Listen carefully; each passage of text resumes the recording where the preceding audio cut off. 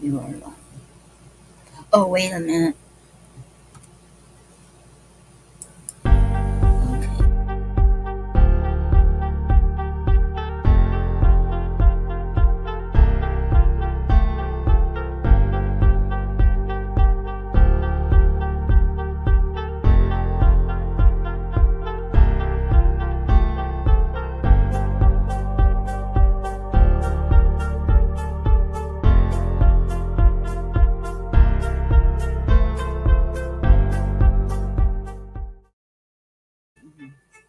Okay. Okay.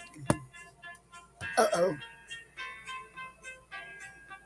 Okay. Uh-oh. Uh,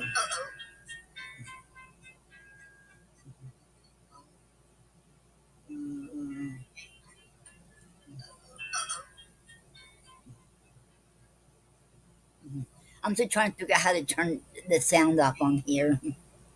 Okay. Oh. I'm still trying to figure out how to turn the sound off on here. Okay. I'm still trying to figure out how to turn the sound off on here. Okay, I should mute my phone till I play the Jerry's music. Okay. Hello everyone. I hope you all had a great week and a great great past week. And I hope you all had a great one. And welcome to the Poetry Club Facebook Live here, okay, here today. And welcome everyone. And I'm glad to see you all here. Okay. And okay. Today I'm gonna read Gary's poem. Money has spoiled. That is our theme poem for the club. Okay.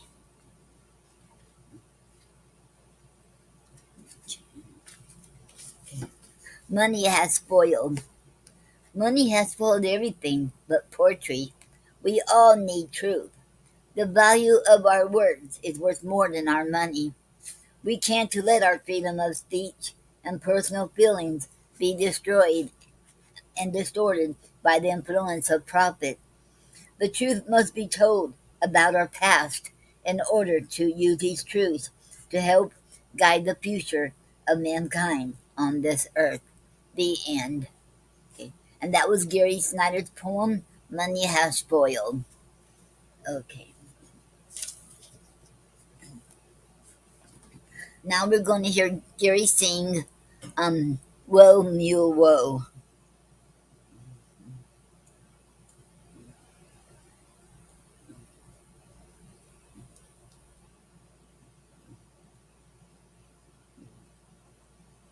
Okay.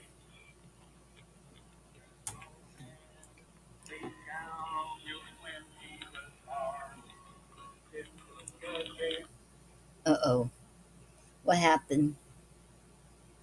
Okay. Okay. Okay.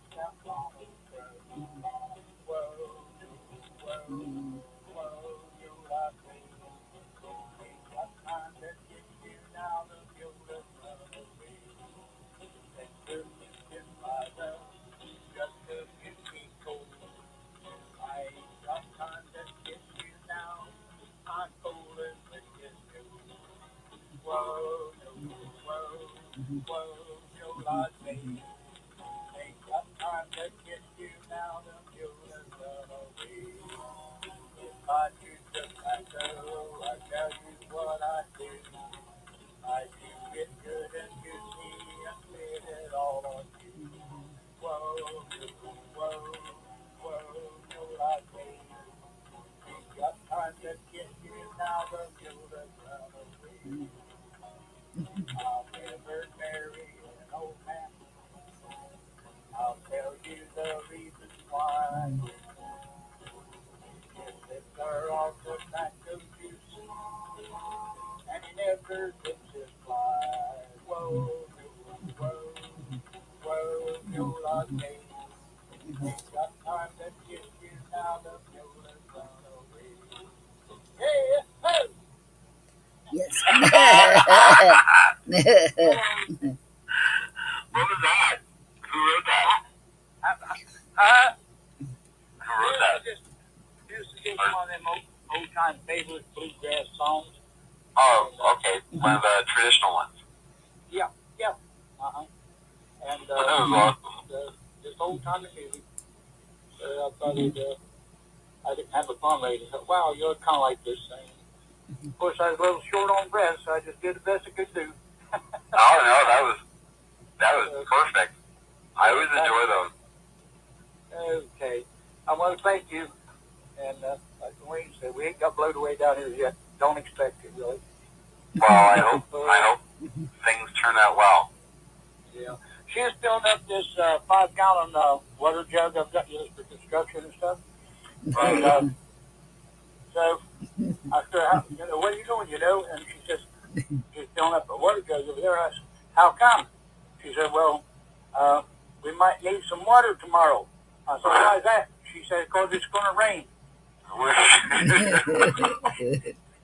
I said, okay. About 25-mile-an-hour winds, but I'm expecting. Yeah. So possibility to get that New Orleans again from what we've been seeing on the Weather Channel. And hoping they will build the dikes and everything will really go smooth this time. They don't have to shoot people and stuff like that. Yes. Yes. Those are images that we don't need to relive again. Right. No, not that. Yes. Okay. And that was oh.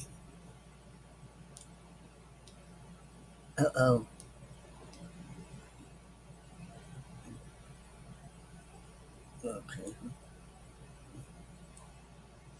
Okay. And that was Gary singing um, Whoa Mew Whoa. That was in the traditional bluegrass. Kim said, "Oh, Kim, you don't owe me an apology. Okay, I understand you just got back from the store. I love you, Kim, and you don't owe me an apology because we all got lives, and and not every but that's okay. You're here. You're here at the beginning anyway. I just started it. Okay, um, okay, okay, okay. Now, remember we all can see this on YouTube now too. So anybody can go back and listen to it on YouTube too. Okay. Now I'm going to continue from Love Poems um selected by David Stanford Burr. Okay. Okay. We're almost through with it. We got about this much to go yet. About like that. So we're almost through. It'll be a while yet, I think. Okay. Okay. And then first one I'm going to read today is called To His Coy Mistress by Andrew Margot. Okay. Had we but world enough and time, this coyness, lady, were no crime. We would sit down and think which way to walk and pass our long love's day. Thou by the Indian Ganges side, shouldest rubies find, I by the tide of Humber would complain. I would love you 10 years before the flood, and you should, if you please, refuse till the conversion of the Jews. My vegetable love should grow, dastard and empires and more slow, and 100 years should go to praise thine eyes and on thy forehead gaze. 200 to adore each breast, but 30,000 to the rest, and age at least to every part, and the last age should show your heart. For lady, you deserve the state.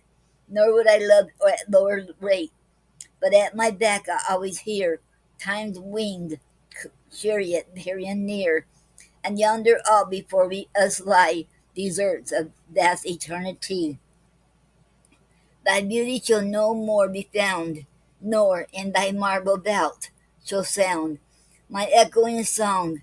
Then worms shall try that long preserved virginity, and your quaint honor turn to dust, and into ashes all my lust.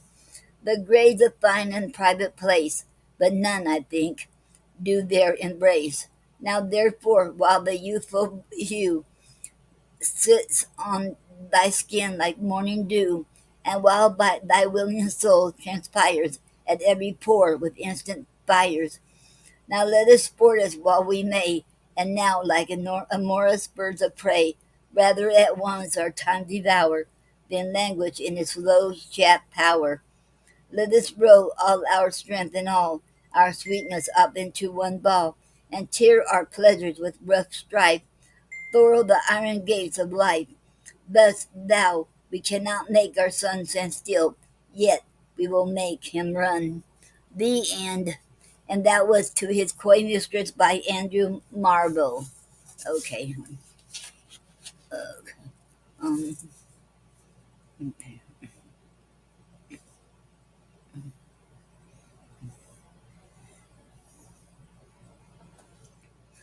The next one is Modern Love 16th. Okay. In our old shipwrecked days, there was an hour when, in the firelight steadily aglow, joined slackly, we beheld the red chasm grow. Let me see. Okay. I hope y'all can hear me all right. Okay, let me know if y'all can hear me. Okay. Okay. Our library bower that eve was left to us, and hushed we sat as lovers to whom time is whispering. From sudden open doors we heard them sing. The nodding elders mixed good wine with chat.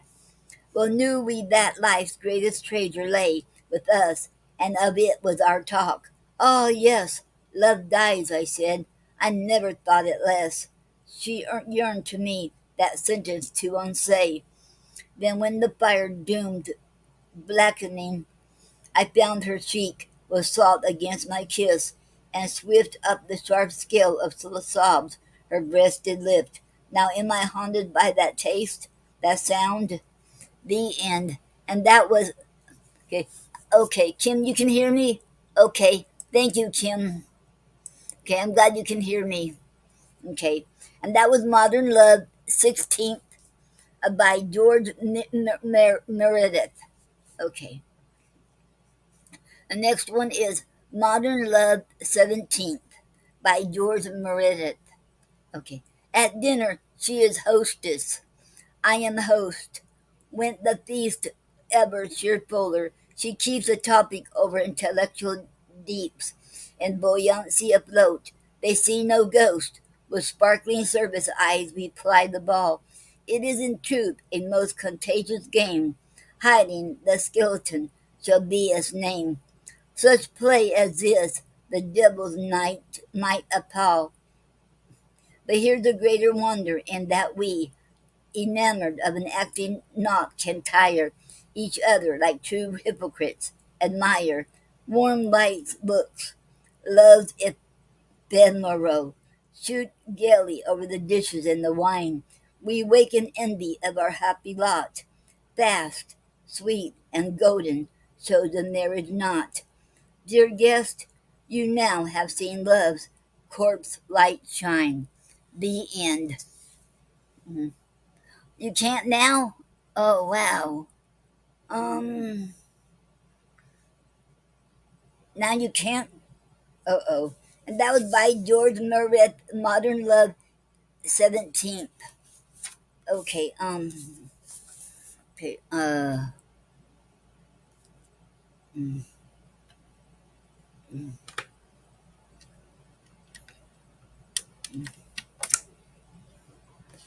oh.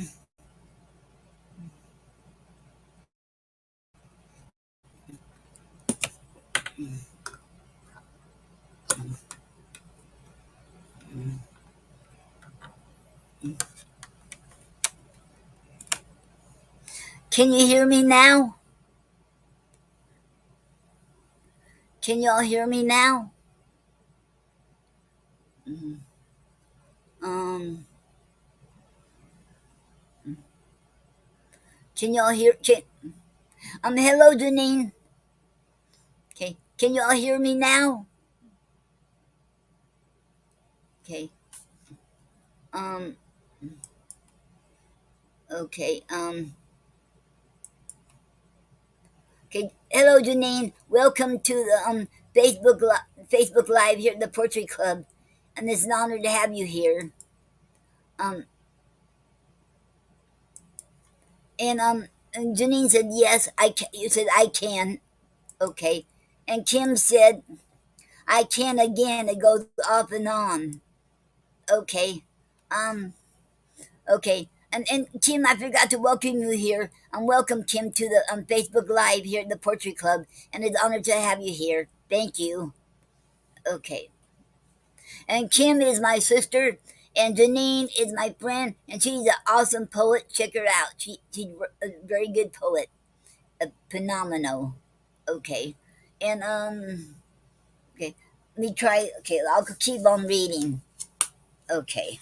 Uh-oh. Okay. Re Renouncement by Alice Maynell. I must not think of thee, and tired yet strong. I shun the thought that lurks in all delight, the thought of thee, and in the blue heaven's height, and in the sweetest passage of a song. Oh, just beyond the fairest thoughts that throng this breast, the thought of thee waits hidden yet bright. But it must never, never come in sight. I must stop short of thee the whole day long. But when sleep comes to close each difficult day, when night gives pause to the long watch I keep, and all my bonds I need must loose apart, must doff in my will as raiment laid away. With the first dream that comes with the first sleep, I run, I am gathered to thy heart. The end.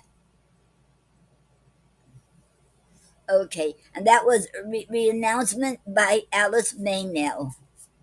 Okay, and Janine said it might be that they had turned on the speaker on the screen. Oh, okay.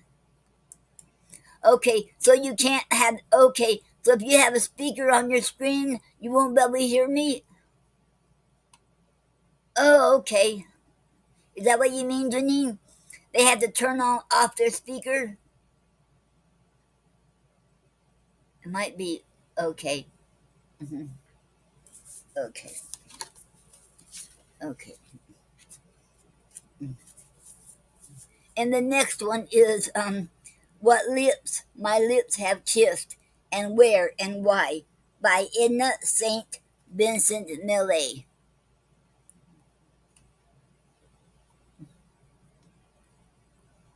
Okay, and Janine said, "Can you hear her now?"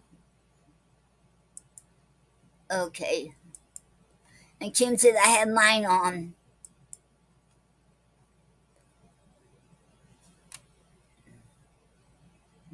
Okay, you might have to turn your speaker off, Kim. That might be why. I think that's what Janine meant. Um, oh, what happened here? Uh oh.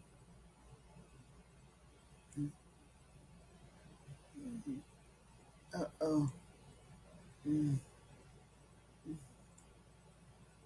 mm. Okay. Hello, Doreen. Mm. Okay, welcome, Doreen and Mark. Welcome to the Facebook Live here at the Poetry Club, and it's an honor to have you here. Okay. Mm, okay. Mm, okay. Okay. Okay. Okay. What lips my lips have kissed, and where and why, by Edna St. Vincent Millay. Okay. You are very welcome, Doreen. Okay. Okay, you're very welcome. Okay. What lips my lips have kissed, and where and why, I have forgotten, and what arms have lain under my head till morning. But the rain is full of ghosts tonight that tap and sigh upon the glass and listen for reply. And in my heart there stirs a quiet pain, for unremembered lads that not again will turn to me at midnight with a cry. Thus in the winter stands a lonely tree, nor knows what birds have vanished one by one, yet knows its boughs more silent than before. I cannot say what loves have come and gone. I only know that summer sang in me a little while, that in me sing no more. The end. And that was What Lips My Lips Have Kissed, and Where and Why, by Edna St. Vincent Millay. Okay. Okay. Oh, and Janine says, no, I mean that sometimes they turn off the speakers, so sometimes they have to touch the screen to turn them back on. Oh, okay. Okay, I got you. Okay, thank you, Janine. Okay, thank you. Okay, okay. Next one is Sonnet 23rd by John Milton. Okay. Methought I saw my late espoused saint brought to me like Alcestis from the grave, whom Job's great son to her glad husband gave, rescued from death by force through pale and faint, mine as whom worship from spot of childbed taint, purification and the old law did save, and such as yet once more I trust to have both sight of her in heaven without restraint, came vested all in white, pure as her mind. Her face was veiled, yet to my fancy sight, love, sweetness, goodness, and her person shined, so clear as in no face with more delight. But oh, as to embrace me she inclined, I waked, she fled, and day brought back my night. The end. That was Sonnet 23 by John Milton. Okay. Okay. And then Janine said, you're welcome. Okay. Okay. Okay. And okay, next one is called An Argument by Thomas More. Okay. Okay. Oh, and Doreen said, thank you. You are very welcome, Doreen. And Doreen and Mark are my cousins. Okay. An argument. I've oft been told by learned friars that wishing and the crime are one, and heaven punishes desires as much as if the deed were done. If wishing damns us, you and I are damned to all our heart's content. Come, then, at least we may enjoy some pleasure for our punishment. The end. And that was An Argument by Thomas More. Okay. And the next one is called Did Not by Thomas More. Okay. 'Twas was a new feeling, something more than we had dared to own before, which then we hid not. We saw it in each other's eye, and wished in every half breath sigh to speak, but did not. She felt my lips in pageant touch. 'Twas the first time I dared so much, and yet she did not.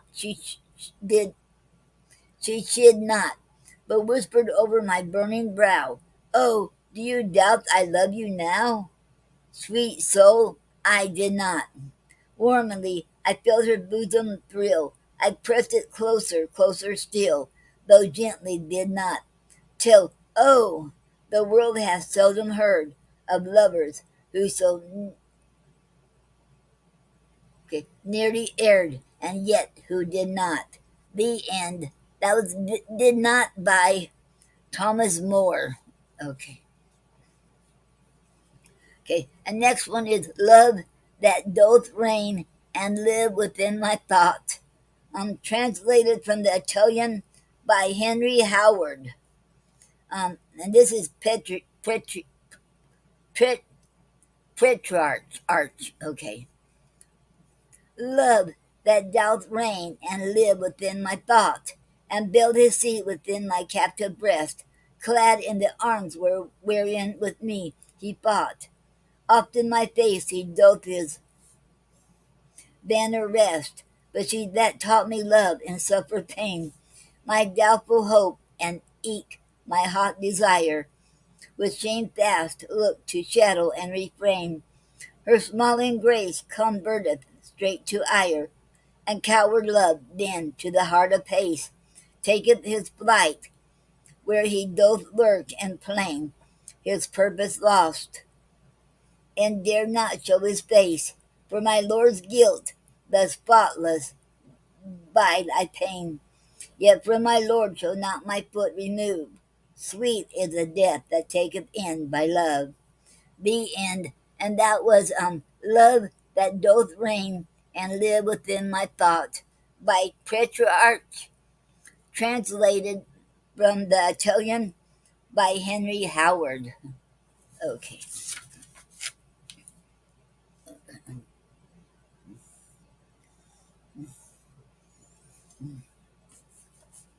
Okay. The long love that in my thought doth harbor. Okay.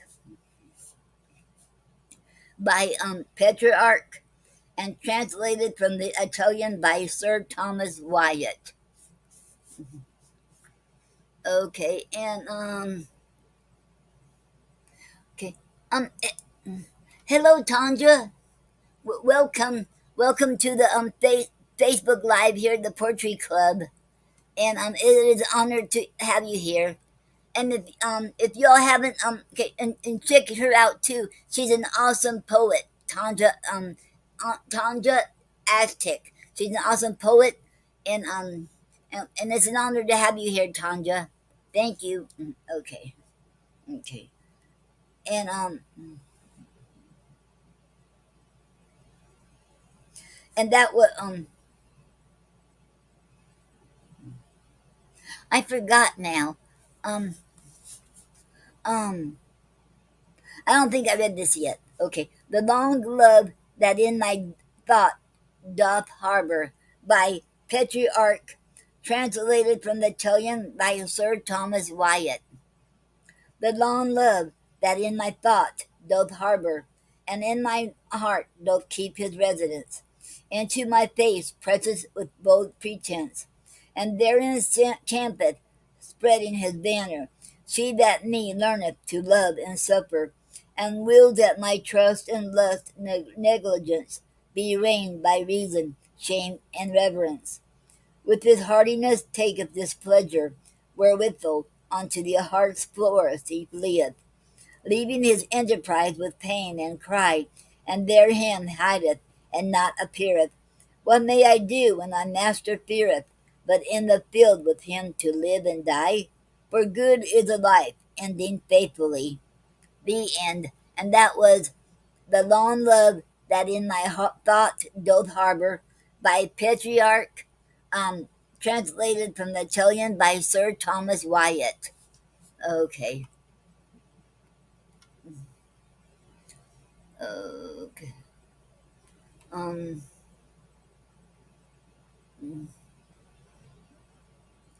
okay. Um,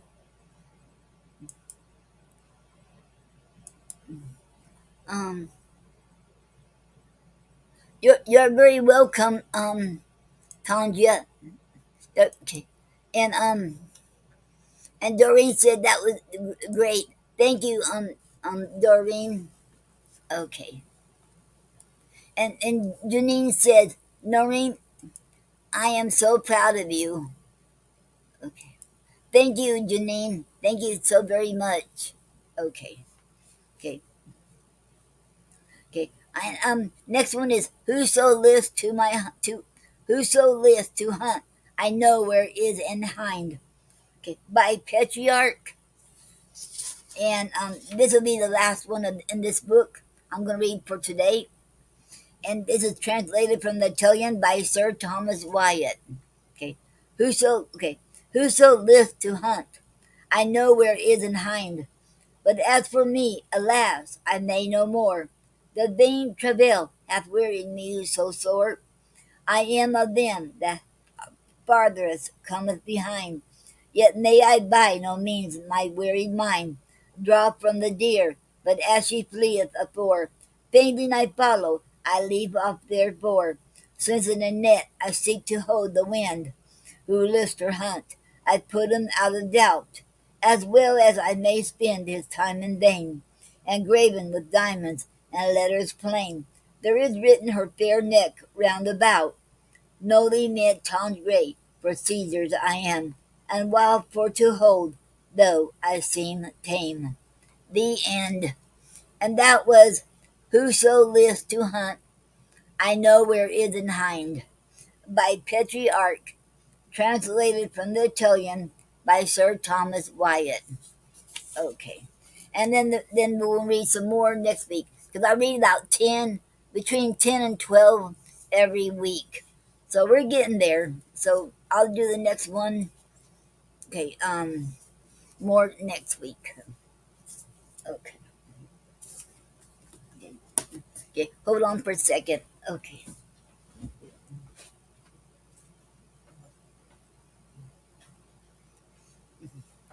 This helps out a lot. This is my portable fan. It's already charged. You use a USB to charge it up. This comes in handy. I have two of them.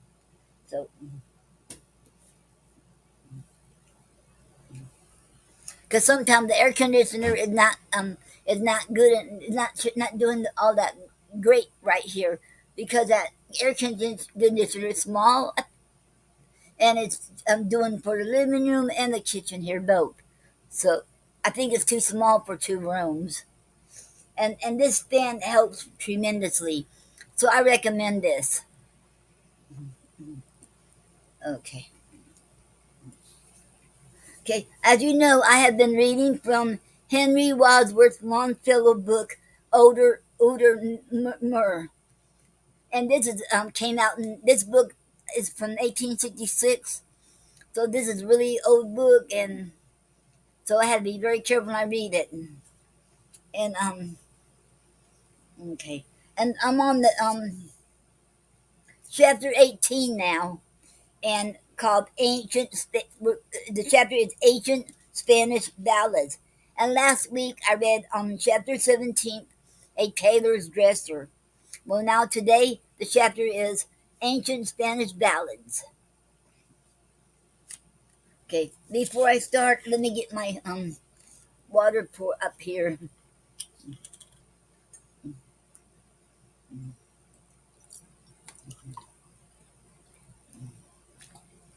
Okay.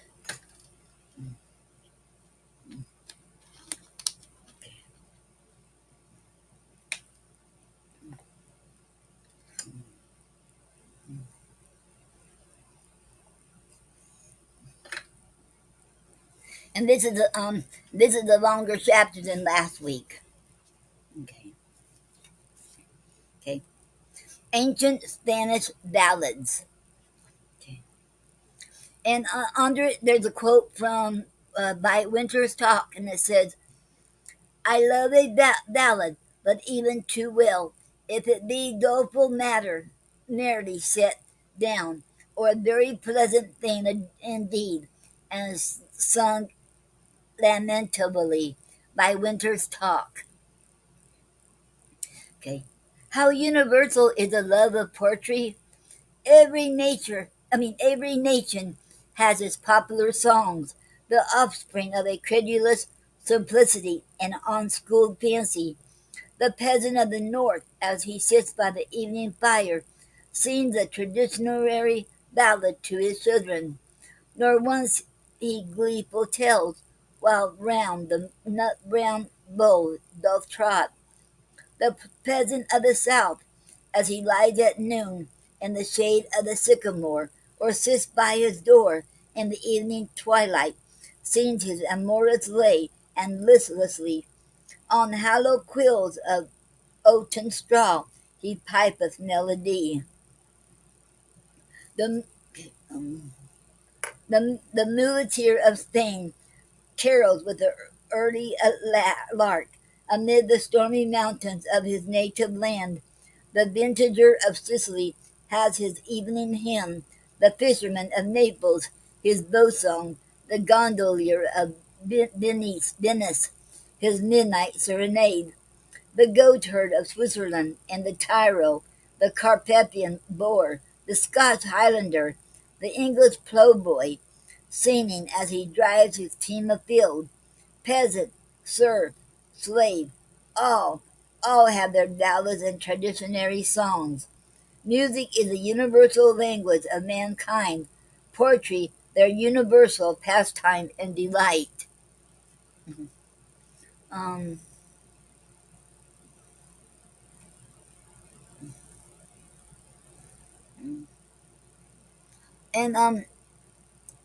and Doreen said my phone froze again. I'm still trying to watch. I don't know if you see my message or not.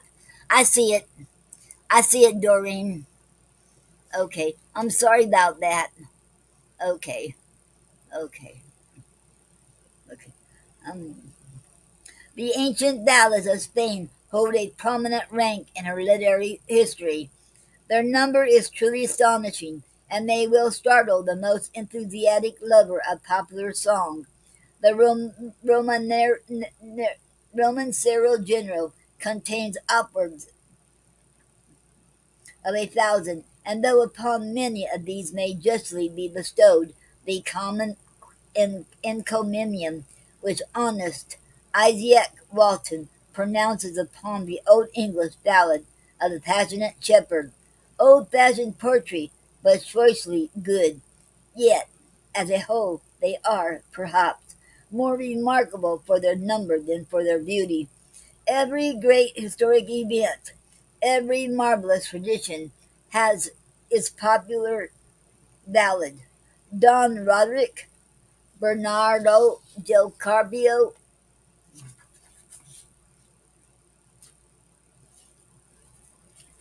and the Cid Campeador are not more the heroes of the ancient chronicle than of ancient song, and the imaginary champions of Christendom, the 12 peers of Charlemagne, have found an historian in the wandering ballad singer no less authentic than the good Archbishop Turpin.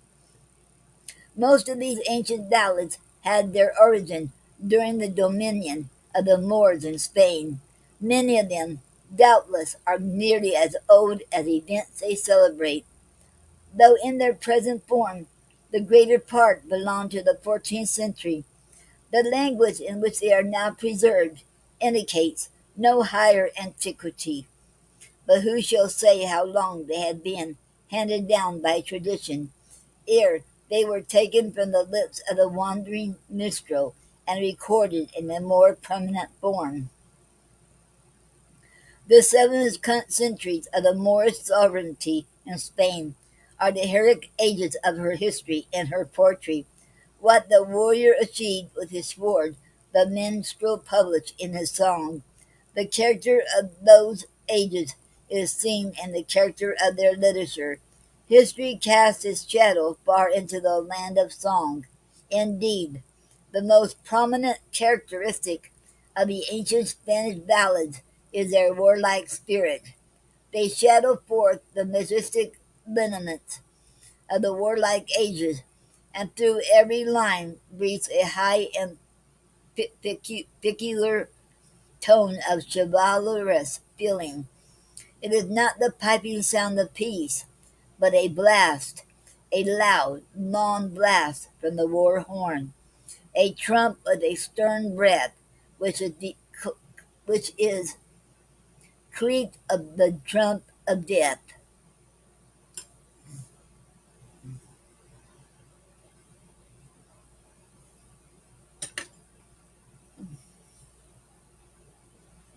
And with this mingles the voice of lamentation, the requiem for the slain, with a melancholy sweetness. Rio Verde, Rio Verde, Many a corpse is bathed in thee, both of Moors and eke of Christians, slain with swords most cruelly. And thy pure and crystal waters dappled are with crimson gore, for between the Moors and Christians long has been the fight and sore. Dukes and coats fell bleeding near thee. Wait, say I said it wrong. Dukes and counts fell bleeding near thee. Lords of high renown were slain. Perished many a brave Hulago of the noblemen of Spain. Another prominent characteristic of these ancient ballads is their energetic and beautiful simplicity. A great historical event is described in the fewest possible words. There is no ornament, no artifice. The poet's intention was to narrate, not to embellish. It is truly wonderful to observe what force and beauty and dramatic power are given to the old romances by this single circumstance. When Bernardo del Carpio leads forth his valiant Leonese against the host of Charlemagne, he animates their courage by alluding to their battles with the Moors and exclaims, "Shall the lions that have bathed their paws and Libyan gore now crouch before the Frank?" When he enters the palace of the treacherous Alfonso to upbraid him for a broken promise, and the king orders him to be arrested for con, con, contumely, he lays his hand upon his sword and cries, "Let no one stir! I am Bernardo, and my sword is not subject even to kings."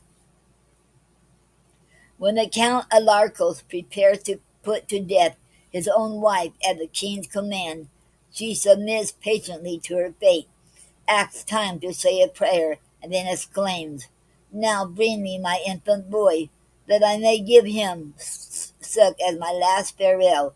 Is there in Homer an incident more touching or more true to nature? The ancient Spanish ballads naturally divide themselves into three classes: the historic, the romantic, and the Moorish.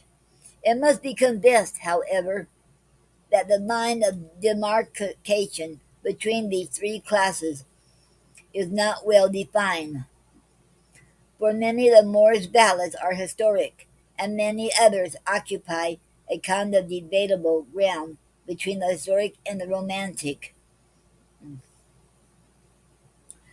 Okay. I have adopted this classification for the sake of its convenience, and shall now make a few hasty observations upon each class, and illustrate my remarks by specimens of the ballads.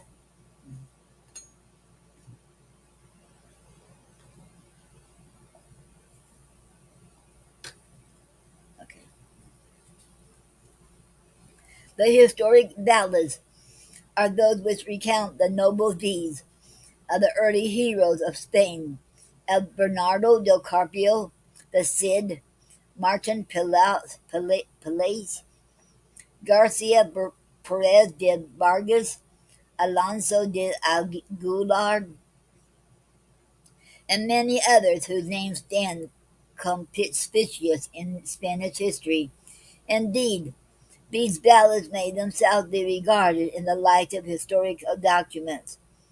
They are portraits of long departed ages, and if at times their features are exaggerated and colored with too bold a contrast of light and shade, yet the free and spirited touches of a master's hand are recognized in all.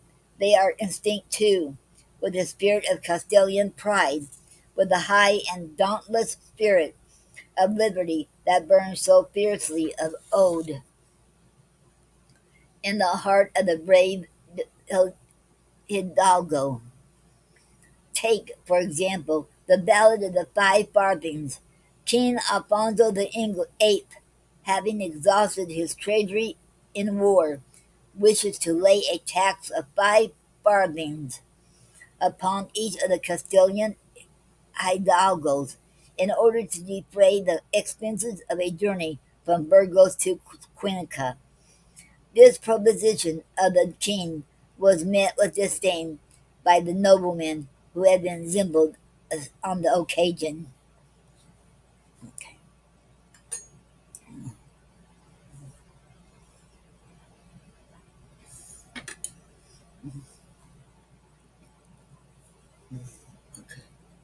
Um,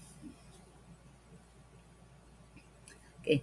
Don Nueno, Count of Lara, in anger and in pride, forgot all reverence for the king, and thus in wrath replied, "Our noble ancestors," quoth he, "never such a tribute paid, nor shall the king receive of us what they have once gainsaid.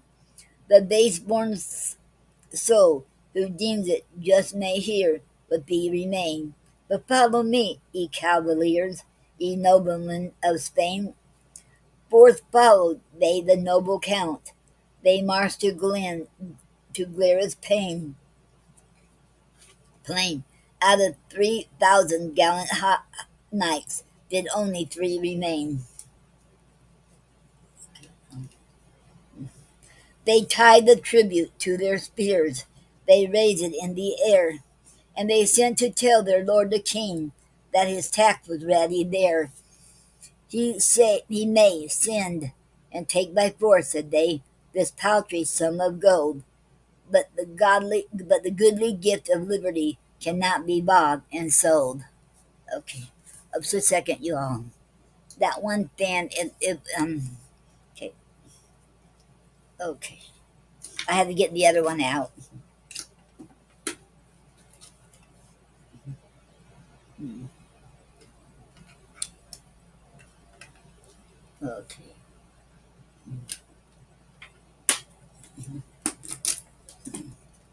wow, it was already on. Wow, okay, okay,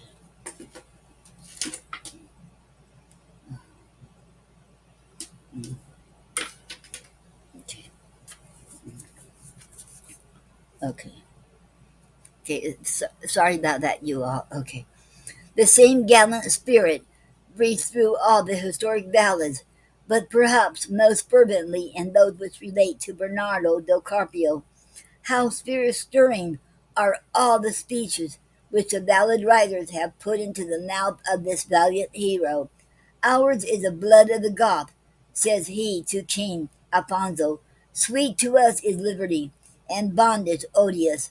The king may give his castle to the Frank, but not his vassals, for kings themselves hold no dominion over the free will. He and his followers would rather die free men than live slaves." If these are the common watchwords of liberty at the present day, they were no less so among the high-souled Spaniards of the 8th century. One of the finest of the historic ballads is that which describes Bernardo's march to Roncesvalles. He sallies forth with 3,000 Leonese and more to protect the glory and freedom of his native land.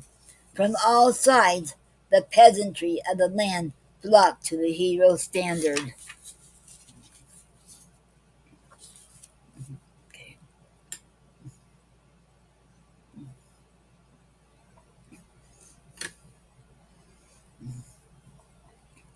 okay, uh-oh.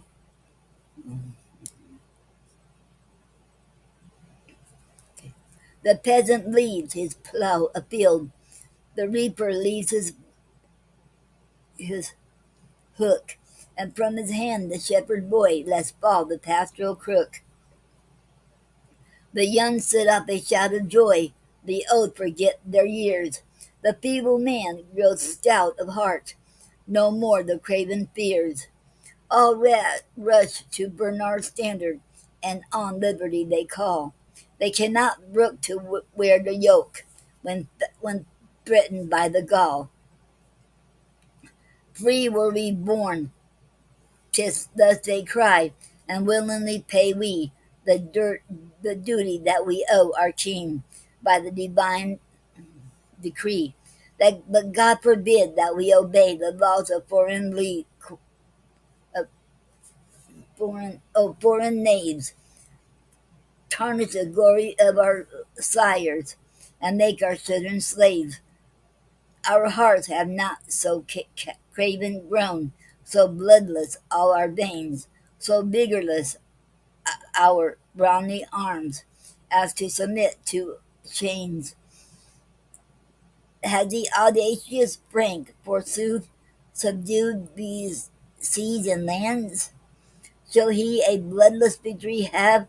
No, not while we have hands. He shall learn that the gallant Leones can bravely fight and fall, but that they know not how to yield. They are Castilians all. Was it for this the Roman power of old was made to yield unto Numantia's valiant host on many a bloody field? Shall the bold lions that have bathed their paws in Libyan gore crouch basely to a feebler foe and dare to strive no more? Let the false king sail town and tower, but not his vassals free, for to subdue the freeborn and no royal power, freeborn soul, no royal power hath he. These short specimens will suffice to show the spirit of the old heroic vows of Spain, the romances they'll see, and those that rehearse the gallant achievements of many other champions, brave and stalwart knights of old. I must leave unnoticed, and pass to another field of chivalry and song. The next class of the ancient Spanish ballads is the romantic, including those which relate to the 12 peers of Charlemagne and other imaginary heroes of the days of chivalry. There is an exaggeration in the prowess of these heroes of romance, which is in accordance with the warmth of a Spanish imagination, and the ballads which celebrate their achievements still go from mouth to mouth among the peasantry of Spain and are hawked about the streets by the blind ballad monger. Okay,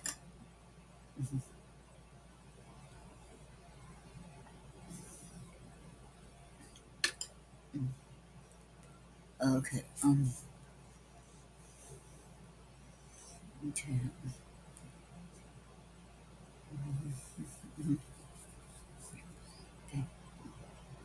Among, okay,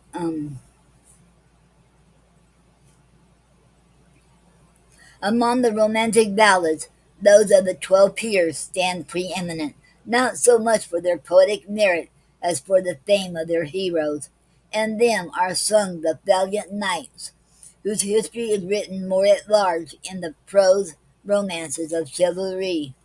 Orlando and Oliver and Montesinos and Durandarte and the Marquess de Mantua and the other paladins get in una mesa comian pan. These ballads are of different length and various degrees of merit. Of some, a few lines only remain. They are evidently fragments of larger works, while others, on the contrary, aspire to the length and dignity of epic poems. Witness the ballads of the Conde de Arlos and the Marquis de Mantua, each of which consists of nearly 1,000 long and sonorous lines. Among these ballads of the 12 peers, there are many of great beauty. Others possess little merit and are wanting in vigor and conciseness. From the structure of the versification, I should rank them among the oldest of the Spanish ballads. They are all monorhythmic, with full consonant rhymes. Okay.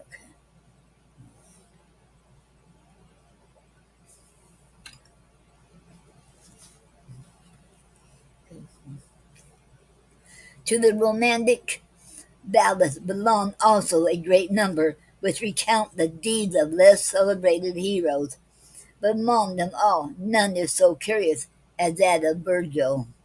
Like the old French Romance writers of the Middle Ages, the early Spanish poets introduced the Mantuan bard as a knight of chivalry. The ballad informs us that a certain king kept him in prison 7 years for what old Brantome would call outrecuidance with a certain Dona Isabel. But being at Mass on Sunday, the recollection of Virgil comes suddenly into his mind when he thought ought to be attending to the priest, and turning to his knights, he asked them what has become of Virgil. One of them replies, "Your Highness has him in prison in your dungeons." To which the king makes answer with the greatest coolness by telling them that the dinner is waiting, and that after they have dined, they will pay Virgil a visit in his prison. Then up and then up and spake the queen like a true hero. Quoth she, "I will not dine without him."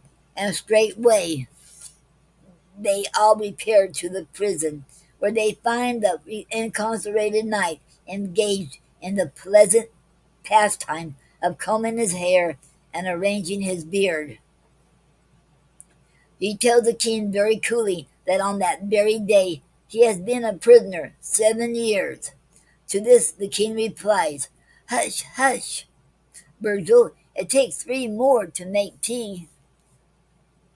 "Sire," says Virgil, with the same philosophical composure, "if your highness so ordains, I will pass my whole life here.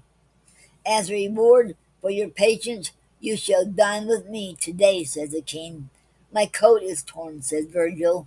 "I am not in trim to make a leg." But this difficulty is removed by the promise of a new suit from the king, and they go to dinner. Virgil delights both knights and damsels, but most of all Dona Isabel. The archbishop is called in. They are married forthwith, and the ballad closes like a scene in some old play. He takes her by the hand and leads her to the garden. Such is this curious ballad. I now turn to one of the most beautiful of these ancient Spanish poems. It is a romance del Conde Alcarcos, a ballad full of interest and of touching pathos. The story is briefly this. The Count of Arcos, after being secretly betrothed to the Infanta Solisa, forsakes her and weds another lady. Many years afterward, the princess, sitting alone, as she was wont, and bemoaning her forsaken lot, resolves to tell the cause of her secret sorrow to the king, her father, and, after confessing her clandestine love for Count Alarcos, demands the death of the countess to heal her wounded honor. Her story awakens the wrath of the king. He acknowledges the justness of her demand, seeks an interview with the Count, and sets the case before him in so strong a light that finally he wrings from him a promise to put his wife to death with his own hand. The Count returns homeward, a grief-stricken man, weeping the sad destiny of his wife, and saying within himself, "How shall I look upon her smile of joy when she comes forth to meet me?" The Countess welcomes his return with affectionate tenderness, but he is heavy at heart and disconsolate. He sits down to supper with his children around him, but the food is untasted. He hides his face in his hands and weeps. At length they retire to their chamber, in the language of Mr. Lockhart's translation. Okay.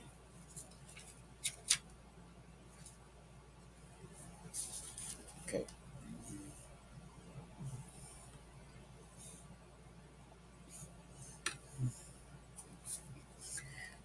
They came together to the bower where they were used to rest, none with them but the little babe that was upon the breast.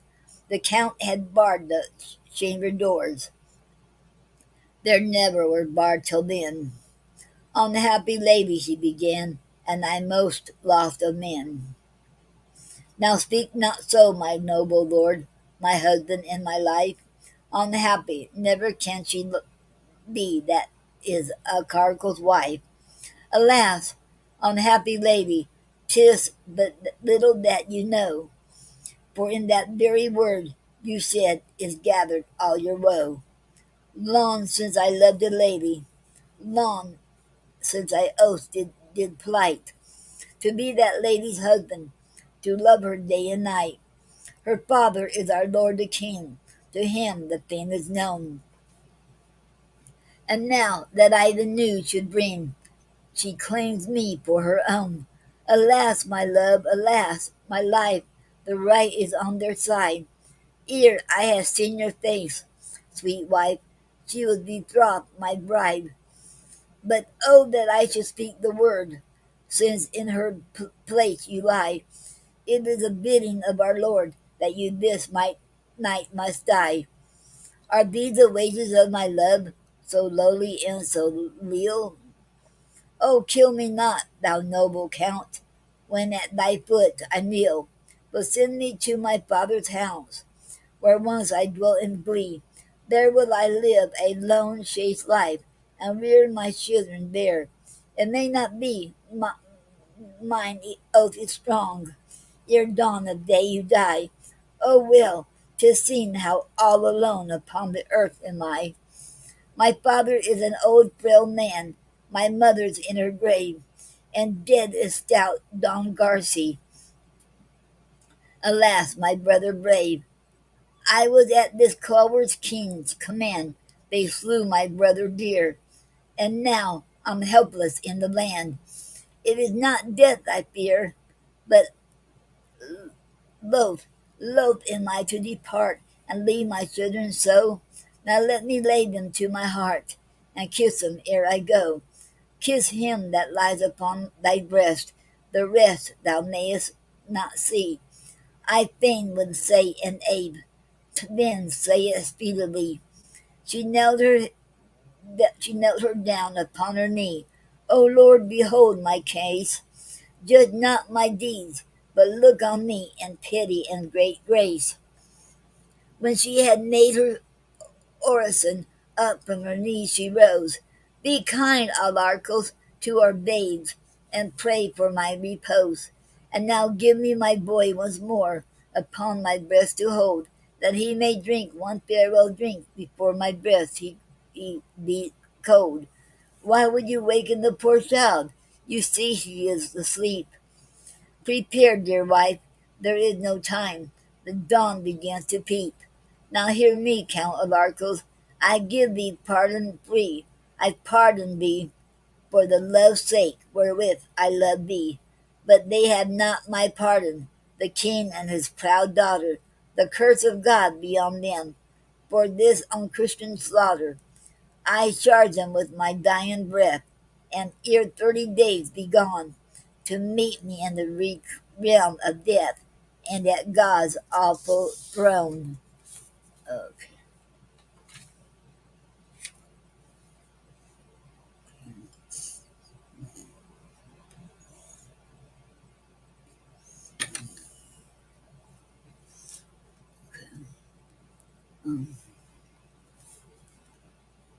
The count then strangles her with a scarf, and the ballad concludes with the fulfillment of the dying lady's prayer in the death of the king, and then pent up within 20 days of her own. Few, I think, will be disposed to question the beauty of the ancient ballad, though a refined and cultivated taste may revolt from the seemingly unnatural incident upon which it is founded. It must be recollected that this is a scene taken from a barbarous age, when the life of even the most cherished and beloved was held of little value in comparison with a chivalron's but false and exaggerated point of honor. It must be borne in mind also that notwithstanding the boasted liberty of the Castilian hidalgos, and their frequent rebellions against the crown, a deep reverence for the divine right of kings, and a consequent disposition to obey the mandates of the throne at almost any sacrifice has always been one of the prominent traits of the Spanish character. When taken in connection with these circumstances, the story of this old ballad ceases to be so grossly improbable as it seemed at first sight, and indeed becomes an illustration of national character. In all probability, the story of the Conde of Barcarcos has some foundation in fact. But okay.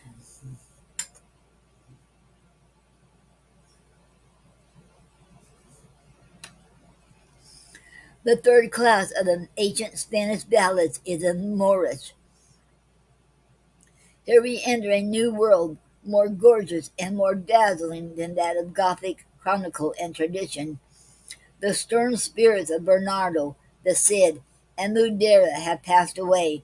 The mail-clad forms of Guarinos, Orlando, and Durandarte are not here. The scene is changed. It is a bridal of Andola, the bullfight of Gonzalo. The sunshine of in Andalusia glances upon the marble halls of Granada, and green are the banks of the Ixnil and the Darro.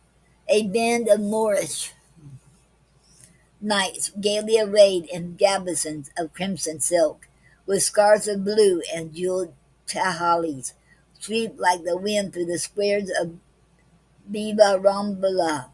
They ride to the tournament of reeds. The Moorish maiden leans from the balcony, bright eyes glisten from many a lattice, and the victorious knight receives the prize of valor from the hand of her whose beauty is like the starlit night. These are the Exarithus, the Celindas, and Linda Erexis. There are the Andalas, Gonzulus, and Abinzayadis of Moorish song. Okay.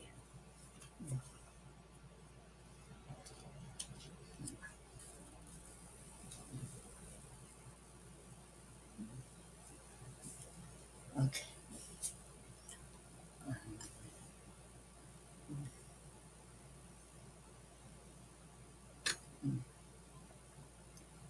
Okay. Then comes the sound of the silver clarion and the roll of the Morris Ataval down from the snowy pass of the Sierra Nevada and across the gardens of the Vega. Ali Alhama has fallen. Woe is me, Alhama! The Christian is at the gates of Granada. The banner of the cross floats from the towers of the Alhambra, and these too are themes for the minstrel, themes sung alike by Moor and Spaniard. Okay. Among the Moors' ballads are included not only those which were originally composed in Arabic, but all that relate to the manners, customs, and history of the Moors in Spain. In most of them, the influence of an Oriental taste is clearly visible. Their spirit is more refined and effeminate than that of the historic and romantic ballads, in which no trace of such an influence is perceptible. The spirit of the Cid is stern, unbending, steel clad. His hand grasps his sword, Tizona, his heel wounds the flank of his steel babica. La mano aprieta a Tizona, y el talón fear a babica. But the spirit of Arbolan the Moor, though resolute in camps, is impotent in courts. He is a diamond among scimitars, yet graceful in the danks. Dramanta entre los alfongas.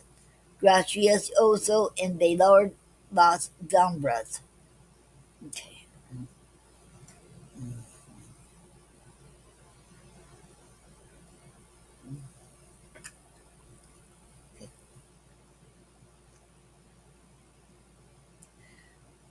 The ancient okay, the ancient ballads are stamped with the character of their heroes.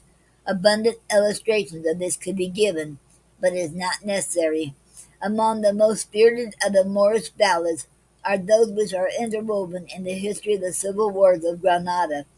The following, entitled "A Very Mournful Ballad on the Siege and Conquest of Alhama," is very beautiful, and such was the effect it produced upon the Moors, that it was forbidden, on pain of death, to sing it within the walls of Granada. The translation, which is executed with great skill and fidelity, is from the pen of Lord Byron. The Moorish king rides up and down through Granada's royal town, from Elvira's gates to those of by Barambla on he goes. Woe is me, Alhama! Letters to the monarch tell how Alhama city fell.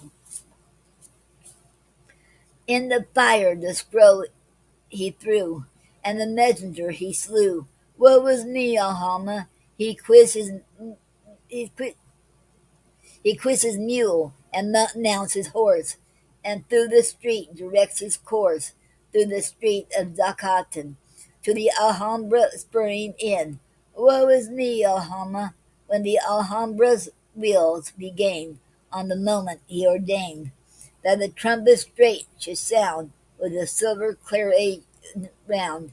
Woe is me, Alhama, and when the hollow drums of war beat the loud alarm afar, that the Moors of town and plain might answer to the marital strain. Woe is me, Alhama!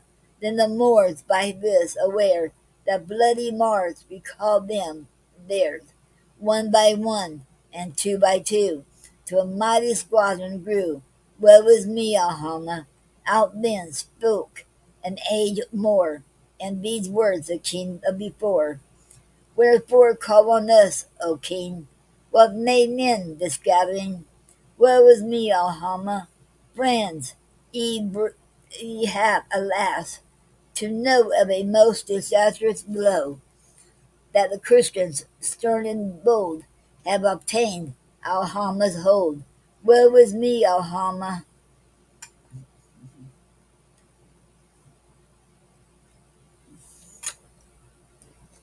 Okay, okay, okay,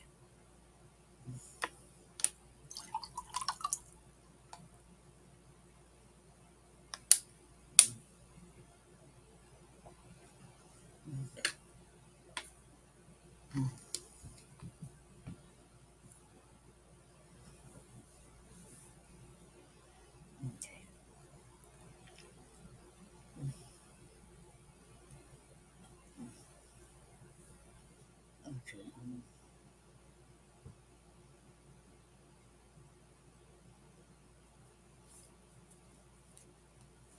Okay. Out then spake old Alpaki, with his beard so white to see.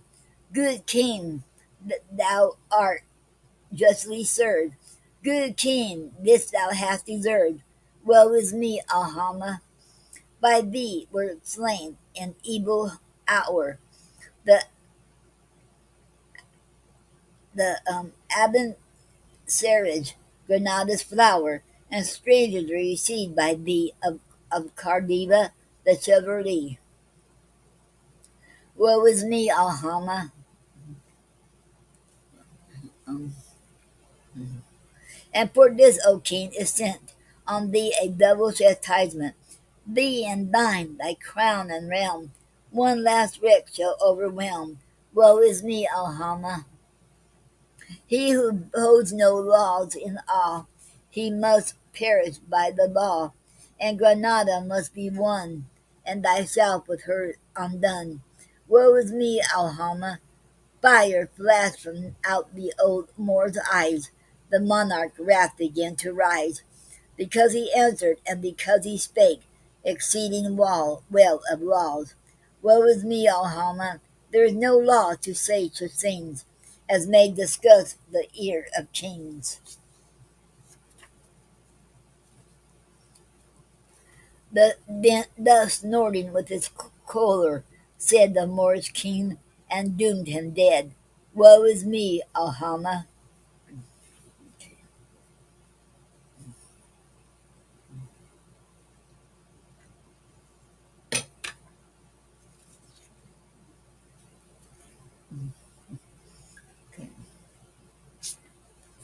Um, Such are the ancient ballads of Spain, poems which, like the Gothic cathedrals of the Middle Ages, have outlived the names of their builders. They are the handiwork of wandering, homeless minstrels, who for their daily bread thus built the lofty rhyme, and whose names, like their dust and ashes, have long, long been wrapped in a shroud. These poets, says an anonymous writer, have left behind them no trace to which imagination can attach itself. They have died and made no sign. We pass from the infancy of Spanish poetry to the age of sorrows, through a long vista of monuments without inscriptions. As a traveler approaches the noise and battle and bustle of modern Rome through the lines of silent and unknown tombs that border the Appian Way. Before closing this essay, I must allude to the unfavorable opinion which the learned Dr. Salvi has expressed concerning the merit of these old Spanish ballads. In his preface to the Chronicle of the Cid, he says, the heroic ballads of the Spaniards have been overrated in this country. They are infinitely in every way inferior to our own. There are some spirited ones in the Guerras Civiles de Granada, from which the rest have been estimated. But excepting these, I know none of any value among the many hundreds which I have perused. On this field I am willing to do battle, though it be with a bitter knight who bears in enchanted arms, and whose sword, like that of Martin and Tullius, illumines all the field, that the old Spanish ballads may have been overrated, and that as a whole they are inferior to the English, I concede. That many of the hundred ballads of the Cid are wanting in interest, and that many of those of the 12 peers of France are languid and drawn out beyond the patience of the most patient reader, I concede. I willingly confess also that among them all I have found none that can rival in graphic power the short but wonderful ballad of Sir Patrick Spens, wherein the mariner sees a new moon with the old moon in her arm, or the more modern one of the Battle of Agincourt, by Michael Drayton, beginning, fair stood the wind for France, as we ourselves advance.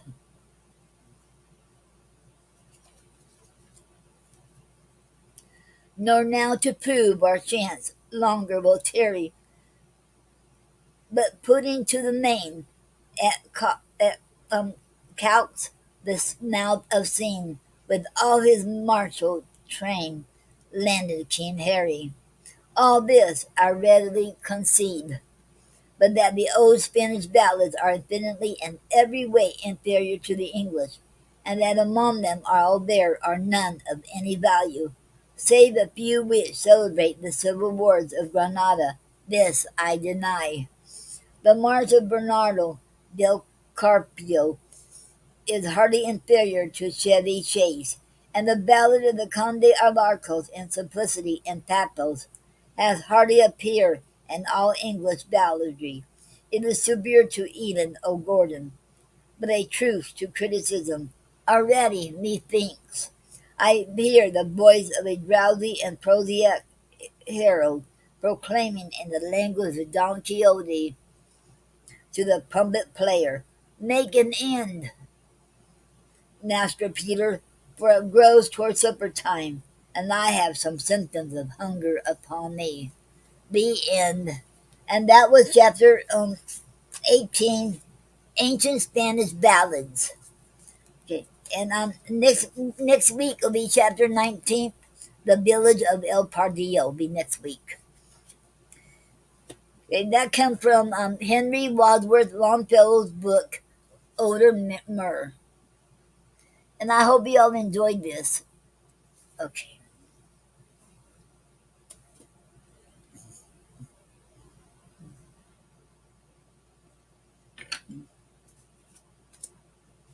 Okay, and now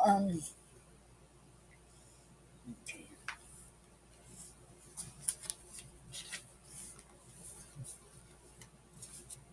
Okay, now we're going to talk about the portrait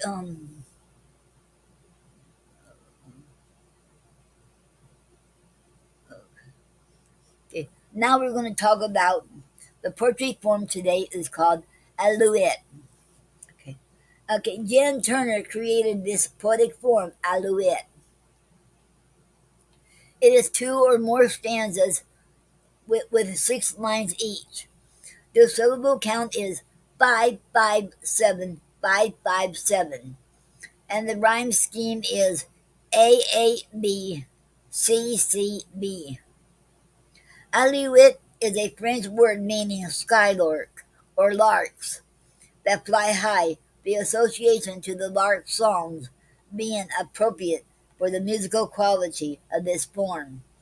The word alouette can also mean a children's song, usually sung in a group. And although this poetry form is not necessarily for children's poetry, but it can be applied that way. It is reminiscent of that style of short lines. Preference for the meter accent is on the third syllable of each line. And I got mine from the shadow. I got this form from shadowpoetry.com. Okay. And you need to go ahead and check out the shadow poetry as an awesome site.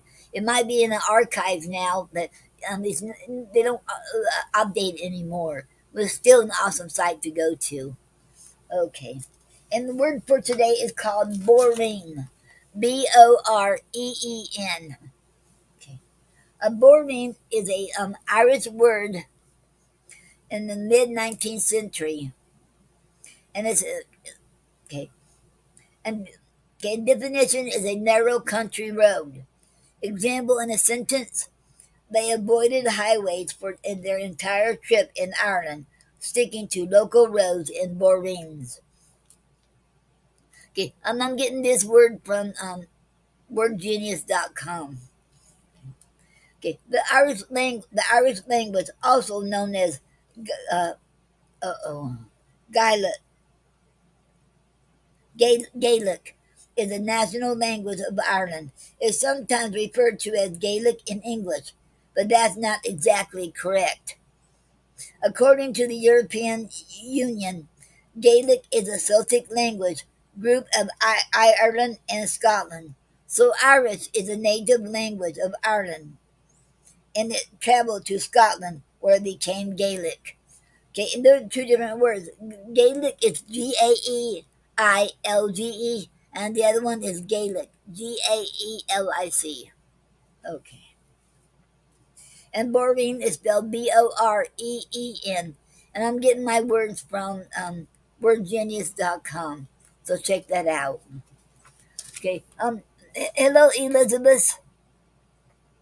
Okay. And welcome to the Facebook, the Poetry Club here at the Facebook. Welcome to the uh oh. I'm getting tired. Sorry about that. Hello, Elizabeth. Welcome to the Poetry Club here at the Facebook Live, and it's an honor to have you here. And y'all check her out too, and she's an awesome, phenomenal poet. Go ahead and check her out. Okay, okay.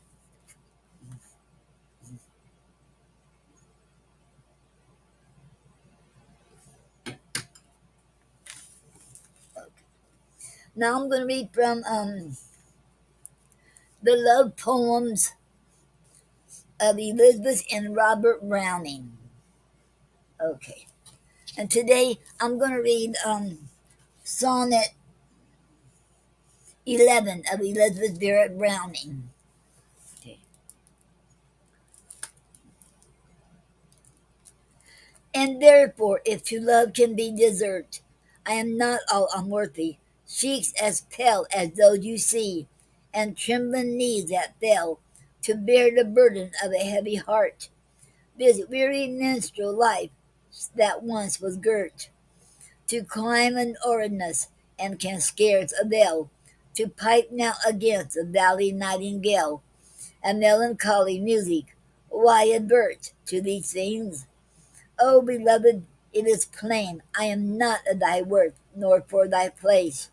And yet, because I love thee, I obtain from that same love this vindicating grace, to live on, still in love, and yet in vain, to bless thee, yet renounce thee to thy face. The end. And that was Sonnet 11 by Elizabeth Barrett Browning. Okay.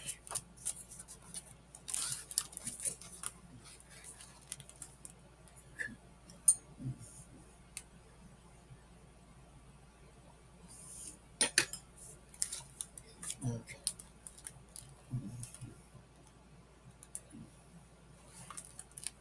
And, okay, next one is Robert Browning's poem called James Lee's Wife.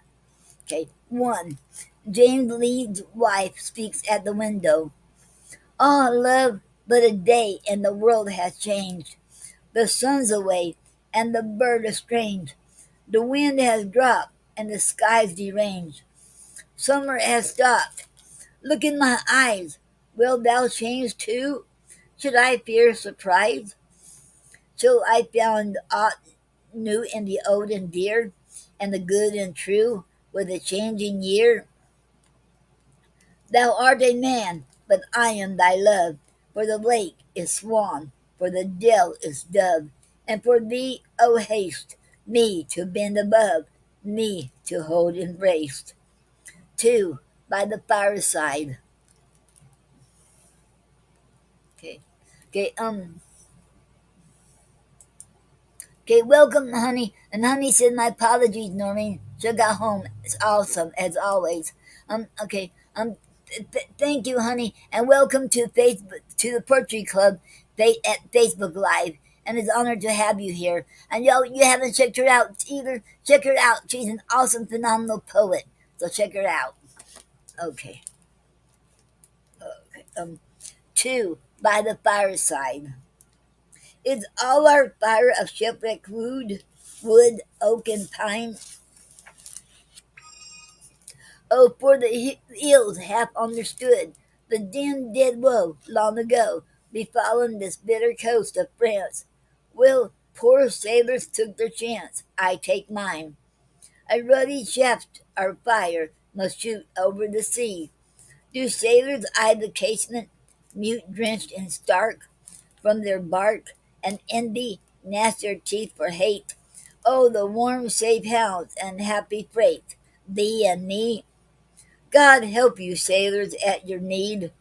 Spare the curse, for some ships, safe in port indeed, rot and rust, run to dust. All through warns I the wood which crept, gnawed our hearts out while we slept. That is worse. Who lived here before us too? Old world pairs. Did a woman ever would I knew? Watch the man with whom began love's voyage full sail. Now gnash your teeth when planks start, open hell beneath, unawares. Okay.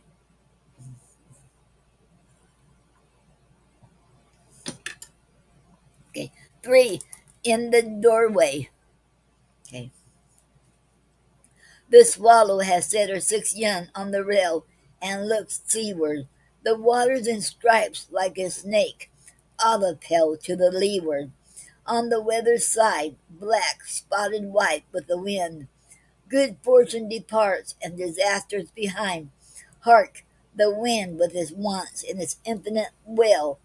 Our fig tree, that leaned for the saltness, has furled her 5 fingers, each leaf like a hand opened wide to the world where there lingers no glint of the gold. Summer sent for her sake. How the vines writhe and rose, each impaled on this stake. My heart shrivels up and my spirit shrinks, curled. Yet here are we two. We have love, house enough, with a field there. This house of 4 rooms, that field red and rough, though it yield there. For the rabbit that robs scarce a blade or a bent. If a magpie alight now, it seems an event. And they both will be gone at November's rebuff.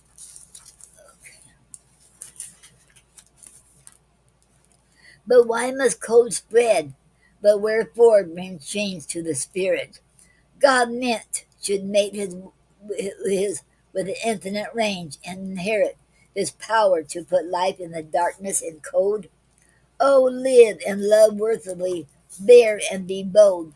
Whom summer made friends of, let winter estrange. Okay. Chapter 4, Along the Beach. Okay.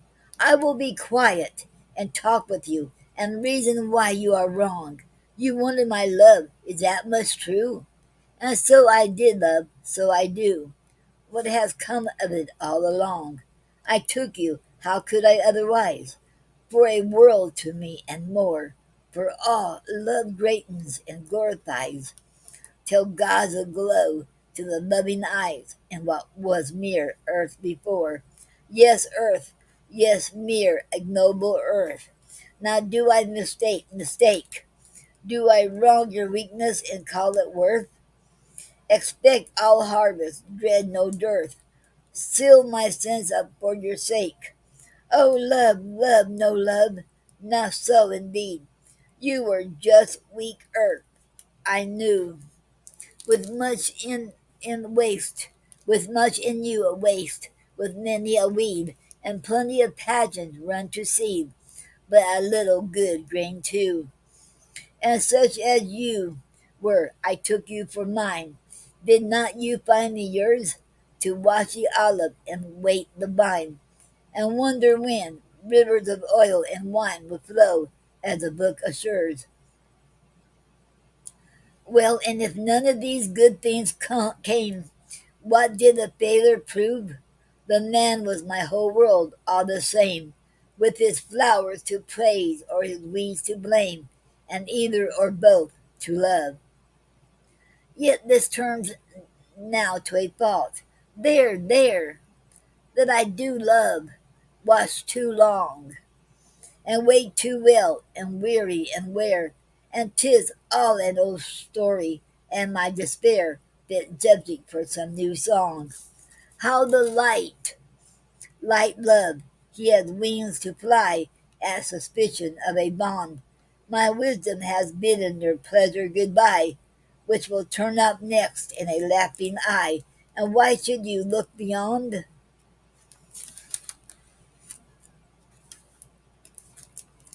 5, On the cliff. Okay. Okay. I leaned on the turf. I looked at a rock left dry by the surf. For the turf, to call it grass were to mock, dead to the roots. So deep was done the work of the summer song, and the rock lay flat as an anvil's face.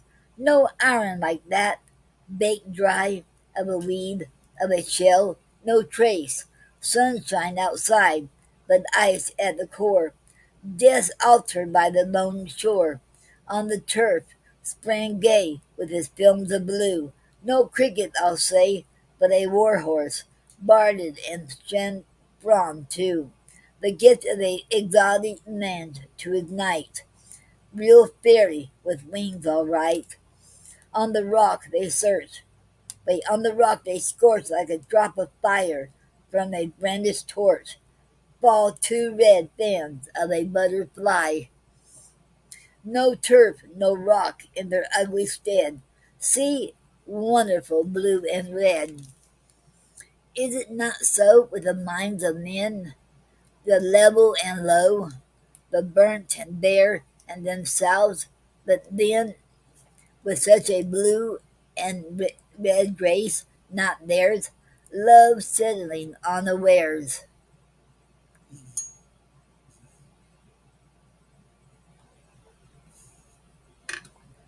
6. Reading a book under the cliff. Still ailing wind? Will to be appeased or no? Which needs of others office thou or I?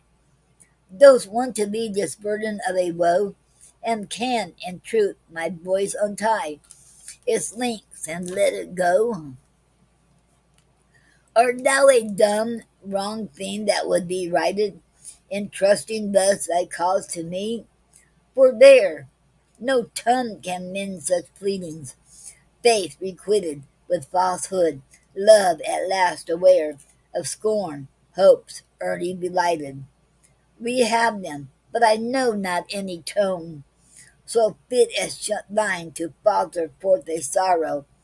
Those to think men would go mad without a moan, if they knew any way to borrow a pathos like thine own.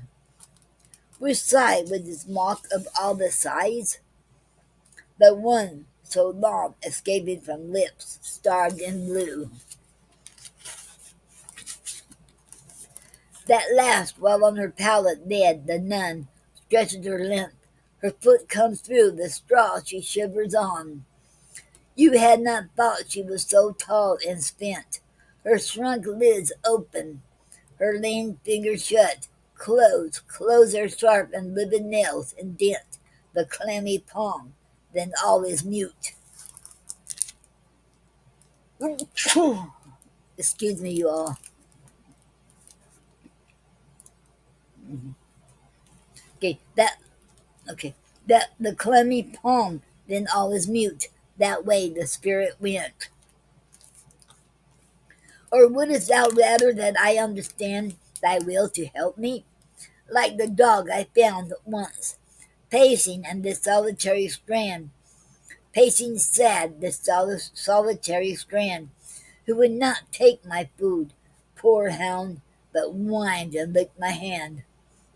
All this and more comes from some young man's pride of power to see, and failure and mistake, relinquishment, disgrace on every side, mere examples for his sake, helps to his path untried, instances he must simply recognize.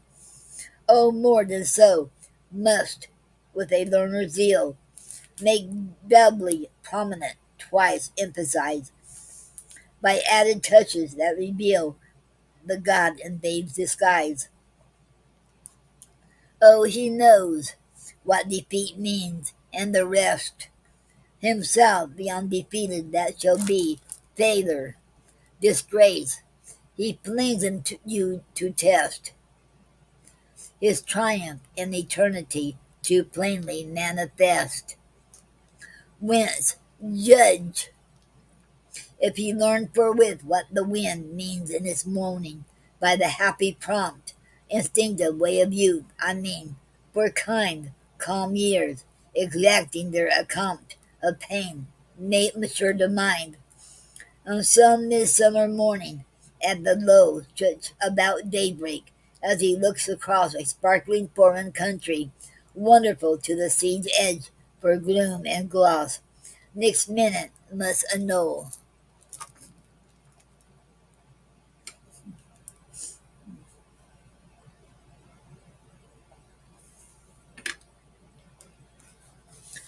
Then, when the wind begins among the vines, so low, what shall it say but this? Here is a change beginning, here the lines circumscribe beauty, set to bliss the limit time assigns. Nothing can be as it has been before, better, so call it, only not the same. To draw one's beauty into our heart's core and keep it changeless, such our claim, so answered, nevermore. Simple? Why, this is the old woe of the world, tuned to whose rise and fall we live and die. How rise with it then? Rejoice that man is hurled from change to change unceasingly, his soul's wings never furled. That's a new question, still replies a fact. Nothing endures, the wind moans, saying so. We moan in acquiescence, there's lives packed. Perhaps probation, do I know? God does endure his act. Only for man, how bitter not to grave on his soul's hands palms one fair good, wise saying, just as he grasped it. For himself, death's wave, while time first washes all the stain. Over all he sink to save.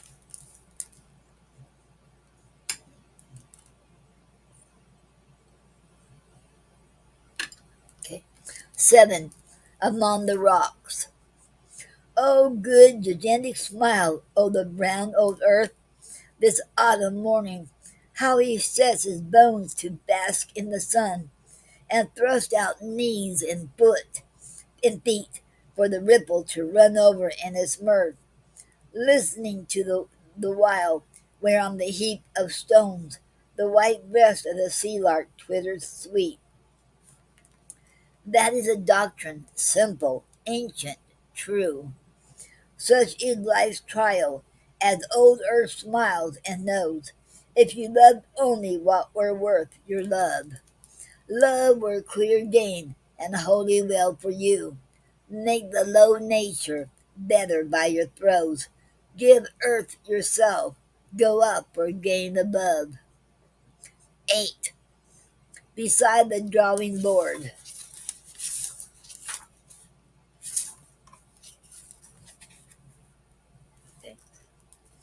As like as a hand to another hand.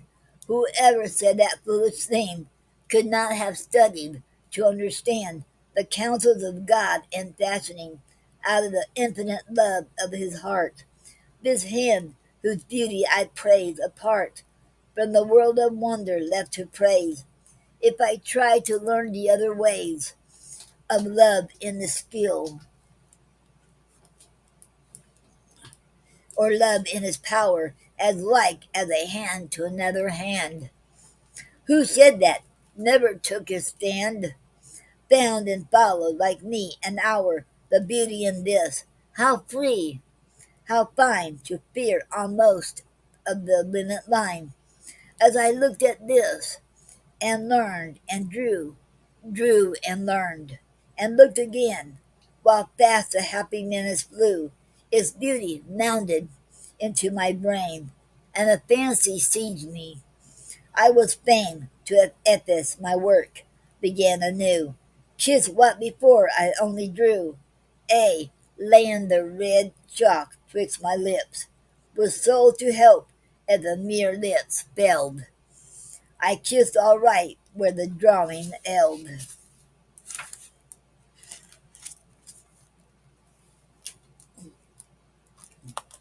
Kissed fast a grace that somehow slips, still from one's soulless fingertips.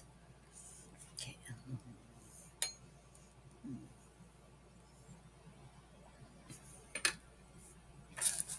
Okay.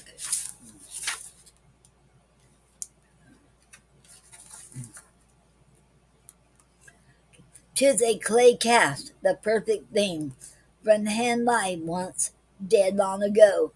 Princes, like it wears a ring, to fancy's eye, by which we know that here at length a master found his match. A proud lone soul is mate, as soaring genius sank to ground, and pencil could not emulate the beauty in this. How free, how fine, to fear almost of the limit line.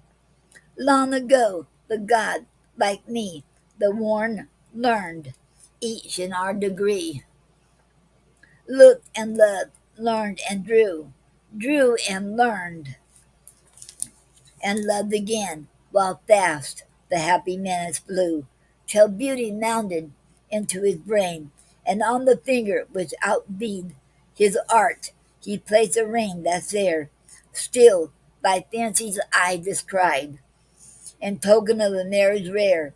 For him on earth his art is fair, for him in heaven his soul spit pride. Little girl with a poor coarse hand, I turn from to a cold clay cast. I have my lesson, understand the words of flesh and blood at last. Nothing but beauty in a hand, because he could not change the hue, mend the lines and make them true to this which met his soul demand. Would Da Vinci turn from you?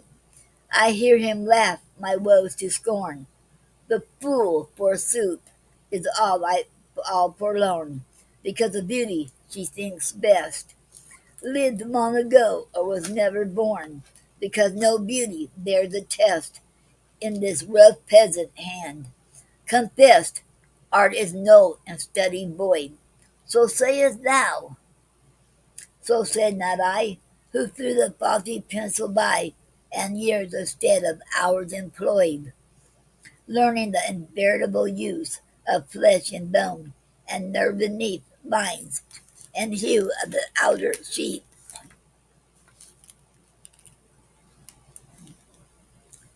If haply I might reproduce one motive of the powers profuse, flesh and bone and nerve that makes the poorest, coarsest human hand an object worthy to be scanned a whole life long for their soul's sake. Shall earth in the cramped moment's space yield a heavenly crowning grace? Now the parts, and then the whole.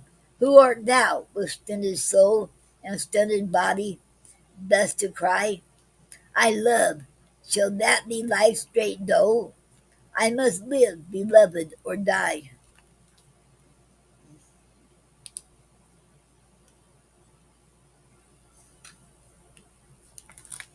This peasant hand that spins the wool and bakes the bread, why lives it on? Poor and coarse with beauty gone, what use survives the beauty? Fool! Go, little girl, with a poor coarse hand. I have my lesson, shall understand. 9. On deck. There is, there is nothing to remember in me, nothing I ever said with a grace, nothing, okay, excuse me, y'all, nothing I ever did, okay, said, okay, um,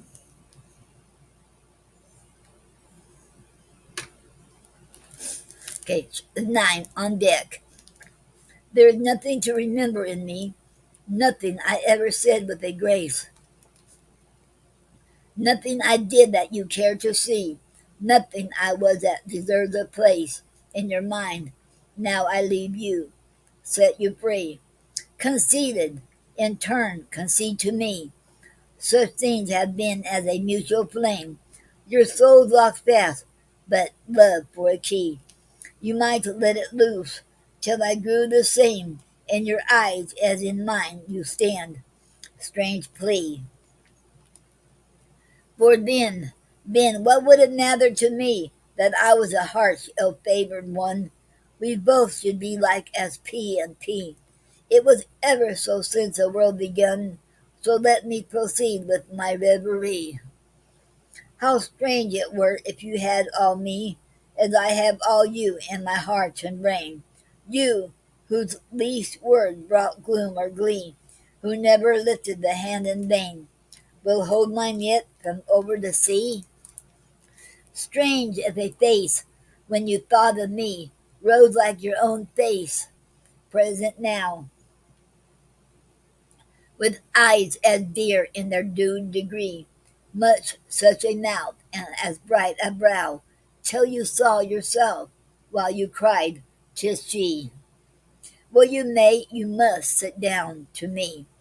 Love that was life, life that was love, a tenure of breath at your lips' decree, a pageant to stand as your thoughts approve, a rapture to fall where your foot might be.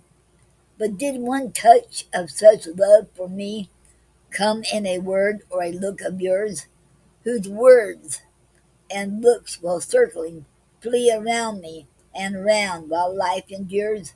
Could I fancy as I feel, thus feels he? Why, babe, you might be to a thing like me, and your hair grow these coarse hanks of hair, your skin this bark of a gnarled tree. You might turn myself, should I know or care, when I should be dead of joy, James Lee. The end. That was Robert Browning's poem, James Lee's Wife. Okay, okay, yeah, okay,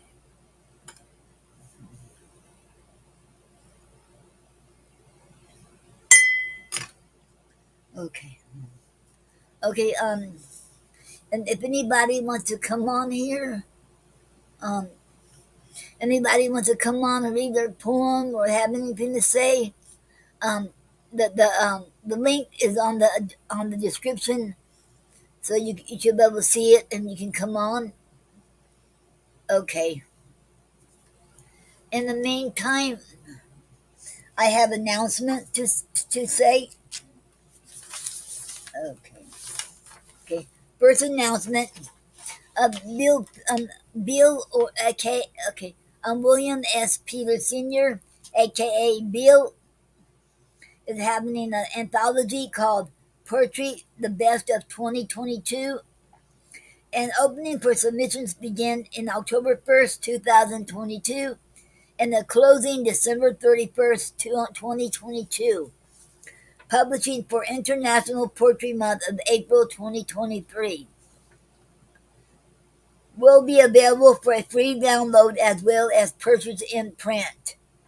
You submit to Inner Child Press Anthologies at gmail.com. And it's spelled INNERCHILDPRESSANTHOLOGIES at gmail.com. And you submit your best, you only submit one poem, your best one for what you think is your best poem of 2022. And bio at 50 words or less, no more. Picture of the poet. All submissions must be an attachment. No information included in the email body will be accepted. Okay. This project is wholly underwritten by Inner Child Press International, building bridges of cultural understanding. Okay. Okay. And next one, he's also having accepting submissions for 2023. William S. Peter Sr. or Bill, aka Bill, and it's called Year of the Poet. It's a book or magazine that comes out every month. And and he said, "Would you like to become a featured poet in the future?" Now he's now accepting submissions for 2023. You submit it to Year of the Poet at gmail.com. YEAROFTHEPOET at gmail.com. You send 3 poems, picture of poet, bio of 100 words or less. First come, first featured basis. Okay, excuse me, you all.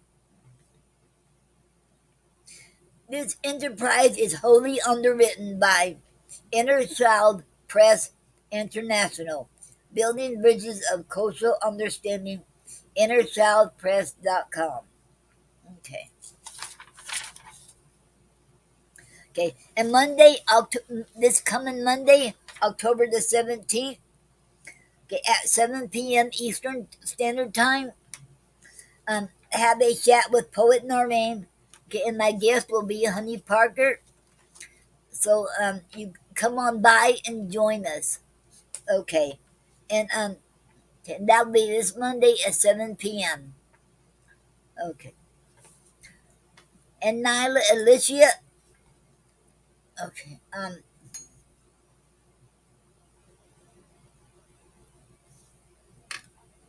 Nyla Alicia has a show called the Speakeasy Cafe on Blog Talk Radio every Thursday from 8 to 11 p.m.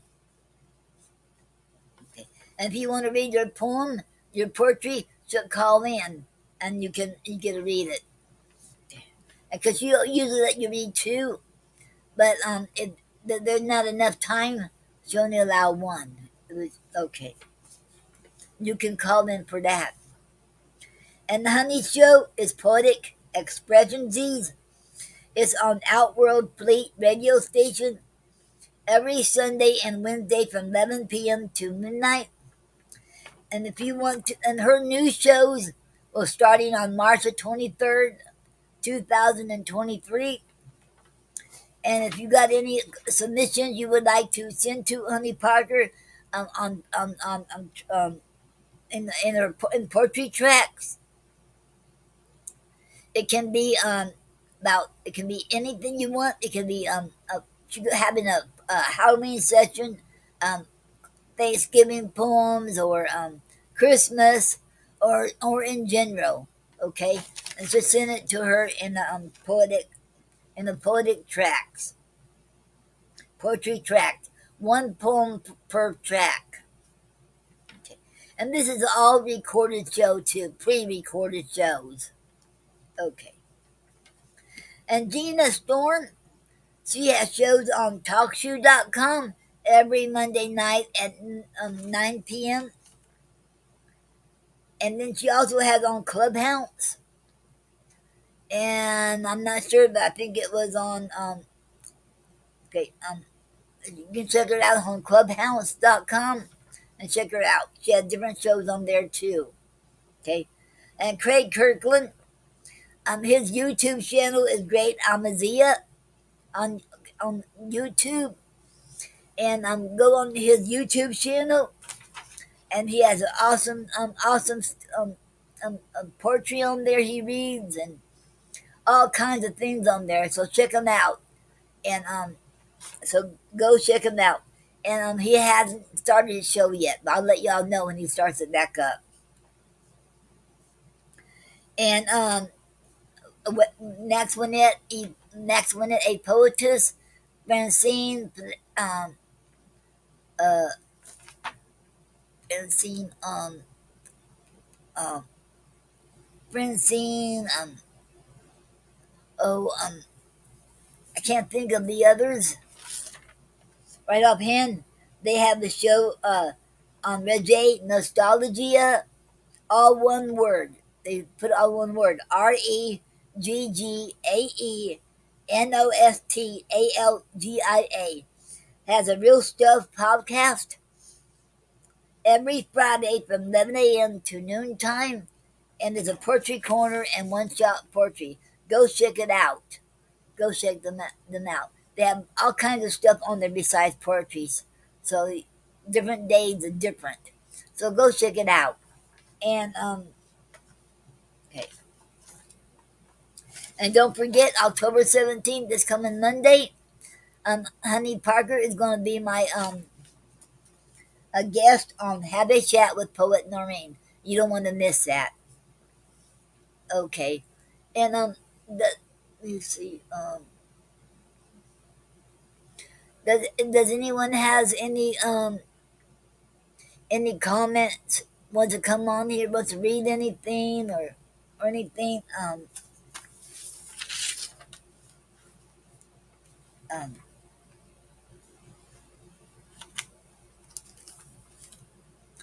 okay, I'm going ahead and close out, and I want to thank you all for coming by and joining the Facebook, the Poetry Club Facebook Live here on Facebook and YouTube. You can also watch it on YouTube now too. And thank you all. And okay, remember, live your dreams. You're never too old or too young to live your dreams. And if you want to, doesn't matter what it is. Don't listen to others. If you want it, then go for it. I'll say go for it. Okay, and I hope you all have a good day and rest of the day, and have a good evening and good night and good weekend and a good week. And I'll see you all next Saturday at the same time, 5 o'clock p.m. And I'll also see some of you all on here on Monday at 7 o'clock. Okay. Thank you all. This you have been listening to the Poetry Club Facebook Live with Noreen Snyder as a host. Thank you all. And God bless you all. And we love you all. Thank you.